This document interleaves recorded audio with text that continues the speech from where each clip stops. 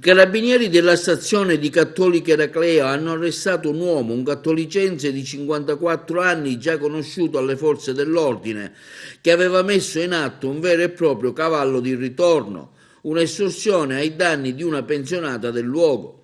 Tutto è cominciato quando un ladro ha sfondato il finestrino di un'autovettura e rubato una borsa con dentro documenti e assegni di una pensionata di 73 anni di Cattolica Eraclea.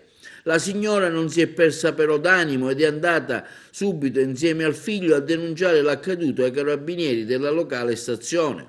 Tuttavia, poco dopo un uomo si è messo in contatto con la sventurata dicendole di essere un intermediario e che poteva esserle utile per avere indietro quanto sottrattole.